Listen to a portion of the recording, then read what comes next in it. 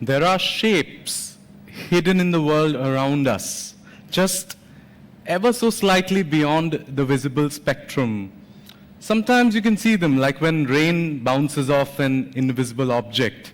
This secret language that one can certainly learn to read. A secret language within stories. Do you have a story to tell? I do. My name is Krishnarjun Bhattacharya, and I'm going to talk about the many shapes of storytelling. Stay for a while and listen. I'm an author and a director-screenwriter, but point is, I've been working with stories for most of my life, and this tale starts when I was a child. When I was in school, I hated math, like so many others before me. It did not make sense to me. Geometry, the numbers, the figures, the shapes, they never quite added up. Until 20 years later, after spending half a lifetime arm wrestling with words and owning more books than is simply legal, 20 years later, I suddenly came face to face with this realization. I started to see the same shapes that I once studied in school, that once filled me with dread. I began to see these shapes in my contemporary work, in my worlds. And I was terrified until I realized that these shapes were giving me a different kind of access, a back door, a new way of looking at storytelling devices. And before I knew it, every single story I came across seemed to be built out of these same shapes. There was no escaping them. It's like reading the Matrix. Once you start to see the green code behind the walls, it's all you can see. And you get used to it. You'll notice I'm not holding cue cards today. This iPad has my talk on it. But it is also the first shape I want to talk about. The rectangle. A blank page, limitless potential, literally anything can be written on it. However, a rectangle also signifies one of the most important aspects of storytelling, the window. Now, a window, while allowing us to take a good look-see from our boring, drab world into this exciting, magical plane that we are building, serves a singular purpose. It limits our view, and that's a good thing. When beginning to build a world, there's so much you can do.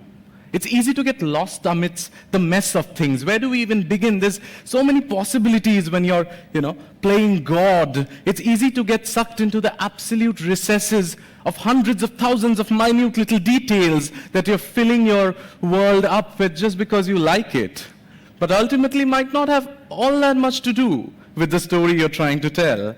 To be clear, I'm not saying don't use all that rich detail. Don't tap into that vivid imagination of yours.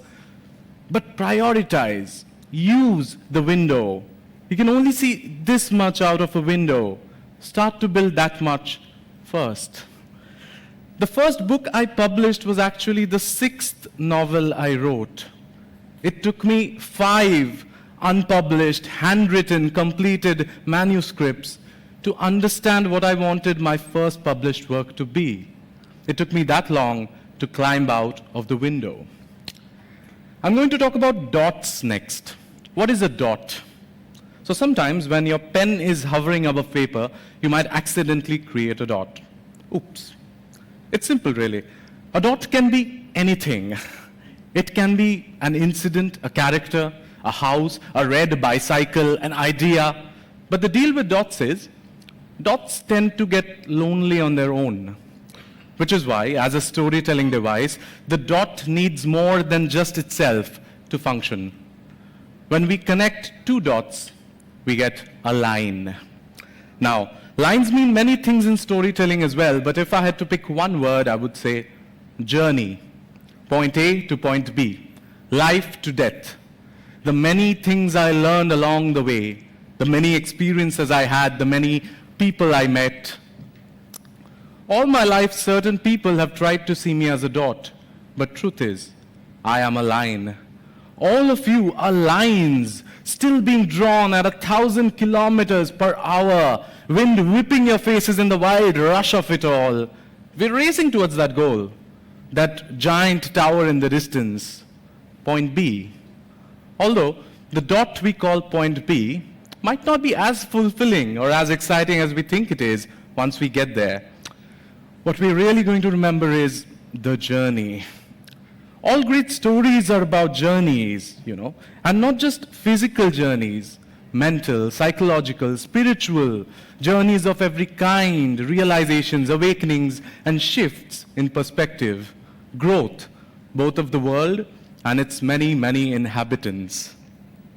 Now, lines in many ways signify chronology, but that depends heavily on how you're drawing the line. You see, there are many ways a line can be drawn. For example, bottom to up, the rise of a chosen one, the one the witches have whispered of, the one who's going to bring an end to the suffering of her people. Rise.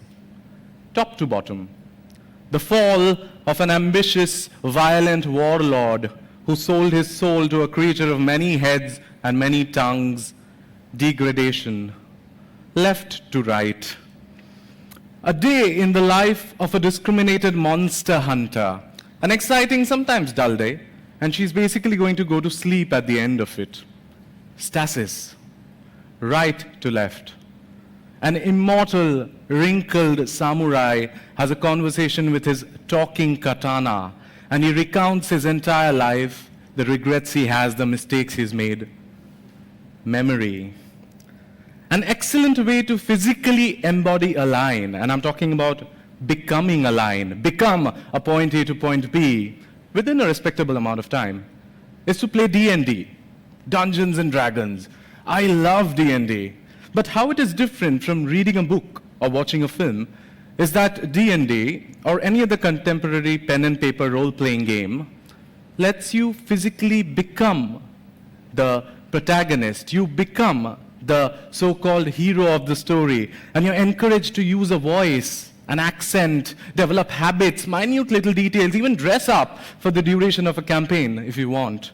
And by the end of the campaign, your experiences have shaped you. You have changed, just like the world around you has changed. And it's fantastic. Rogues become Robin Hoods, paladins become agnostics, barbarians become pacifists. Anything is possible. The line, you see, the line has to be drawn. The line dictates all. Now, I don't much care for rules in writing. They've never really mattered to me as such, Hero's journey, 3-act structure, 7-act structure, end, beginning, middle. But it is a good idea to know what the rules are. The one rule of school was study hard, but I never really did that. Top of my class in English, yes, but those were storybooks to me. Really, really cool and supportive parents, yes, but I tested their patience. Wrapped novels in school issue brown paper, yes, but I deep dived and devoured them. Passion, yes, but also silent rebellion. Let's keep that aside for now. We're going to do something with it later. Let's talk about the rule of 3. Old writing rule. It basically gets into why so many things are in threes. And there are a lot of things in threes throughout history, throughout literature. For example, 3 wishes that a genie grants you. 3 dangerous tasks for a hero to fulfill. Once upon a time, there lived 3 brothers. At the end of her journey, she chanced upon 3 boxes. The first box was a glittering gold, the second was made of a shining silver, and the third box was a dirty, unglamorous copper. But what do you know? She takes that box, and that was the test, right? So there's 3 ghosts of Christmas, 3 little pigs, 3 acts, 3 distinct points in time, 3 distinct people. And we come to characters. Now, there are so many examples we can take, but let's talk about Tolkien. Let's talk about The Lord of the Rings, about a very different dynamic of 3. So first we have Frodo, the protagonist, the ring bearer. We have Samwise, his absolutely dear, loyal friend, and also gardener. And finally we have Gollum, this treacherous, pitiful ghost of a creature bound to the ring. My precious. 3 is not always a crowd. 3 can make for absolutely amazing chemistry in storytelling, as soon as we draw lines between these 3 points, making it a triangle. With these lines, we are establishing relationships, emotional graphs, how these characters interact with each other, how they react, what makes them tick, essentially. Remember what we said about lines earlier. We can draw them in so many ways, but these are arcs. They will dictate journeys. A very quick example. Frodo loves Sam, pities Gollum. Sam, absolutely devoted and in love with Mr. Frodo, despises, and I could even say hates and distrusts Gollum. Now Gollum, and I'm not talking about his alter ego Smeagol here, Gollum wants them both dead. Now Gollum is going to use these 2 lines that are being drawn to him. He's going to use Frodo's pity, and he's going to use Sam's distrust and hate in order to manipulate the both of them into the jaws of certain death. And the beauty of it is, if you remove one element from this equation, it's not going to work anymore, right? The best part is they are not even the best of friends, the 3 of them, unlike a very popular wizarding school trio that also comes to mind here. No, that's why this triangle is an absolute masterwork. All right, I'm going to narrate a short story now, a short original story. And I'm going to use everything I've talked about so far. So let's recap. A rectangle. Okay, I'm going to limit my operations. So a certain area of a certain city I know very well. I'm going to write what I know so the protagonist can have my profession. Lines, yes, lots of lines, lots of little arcs, but also triangles. Now we don't have time to develop 3 protagonists and flesh them out, so we're going to use 3 elements instead. So on the top we have absolute realism. On this corner we have magic, fantasy. And on the third we are going to use philosophy, commentary about something which pains me, something I believe in, something the story stands for. And the passion and the silent rebellion we had kept aside earlier, let's use that as garnish. Okay. The story goes like this. It's called The Keyboardist. Achinto Chatterjee wrote fantasy fiction for a living. He did it because people needed a break from reality, and he provided, just like he provided for himself and his humble existence in a small one-room kitchen with not so much kitchen. But his writing table was by the window, and he was happy when he was writing. When he wasn't writing, he had errands. People needed help, and in Kolkata, one actually helped them. Pinjola auntie, who lived on the 5th floor, she needed fresh kaiju ink for her fledgling fabric dyeing operation that was always on the cusp of going online. Achinto would take a tram and walk around 2 kilometers to the part of the docks where the kaijus had laid eggs the night before. Sometimes he would stop and have tea with the Bengali intellectuals that were his friends and were also unemployed. To be fair, they did have better ideas about the future of the nation than they did about their own futures.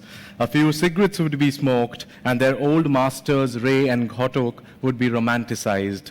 Sometimes the smoke would attract a street jinn, and they'd have to call Bappida, who would rush over with the nearest empty lamp. One day, Achinto would realize that his friends were also writers. Achinto's grandmother used to tell him tales of the zombie. Only in Bangla they weren't called zombies, they were a certain kind of bhoot, a shrunken, hungry cadaver that had shambled back from the other side, an uncremated, unburied individual. Achinto always felt like he understood them, that he understood unrest better than anyone. He saw them for the first time when he was 10 years old on the banks of the Ganga, outstretched arms, shrunken belly. He had counted all the ribs even while he was backing away. But Didima, it was only looking for relief. He had argued with his grandmother that night. Only a moment of calm it could wrap those limbs around. Only a home-cooked meal to sink those teeth in. These memories were like stray cats to him. They went away, but they stayed all the same. Ochinto worked with keyboards every single day. He talked to them and through them the way a photographer works with a camera. He mused, or a musician with his instrument. The only music Ochinto made was dull and deep, clacks and clicks, like skulls giving excited little laughs, manic about the reanimation of dead words and deader verse. Sometimes the lights would go out and a soul would pass through the room, setting his curtains ablaze.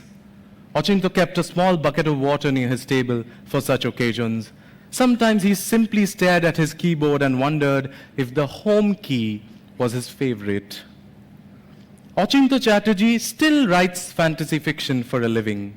His last book was scary, about how perhaps we are becoming cadavers, zombies in a world where there are no actual supernatural creatures, how our fingers flick away while we rot on the inside, how our shrunken bellies are still recovering from the famines of colonial wrongdoing, how we walk in a herd, inwardly afraid, mass engaging with shambling exercises of pointlessness, how our approval-seeking tendencies are rewarded while our attention spans grow shorter by the second. That's what it says on the back, anyway. I bought the book, but haven't found the time to read it yet. And that's the story. But wait, there were things in there that could warrant other stories. Ideas, you see, are beginning to slowly germinate.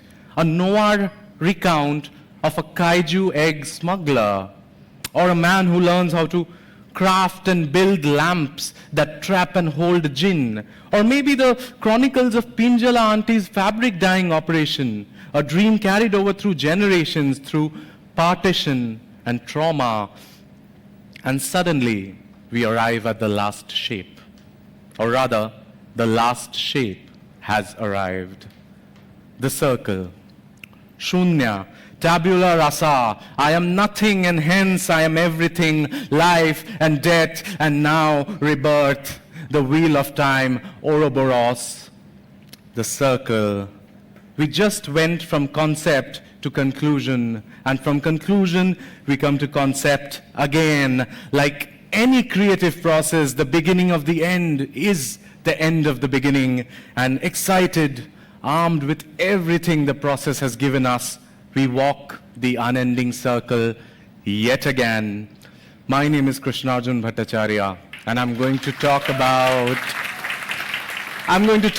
the many shapes of storytelling. Stay for a while and listen.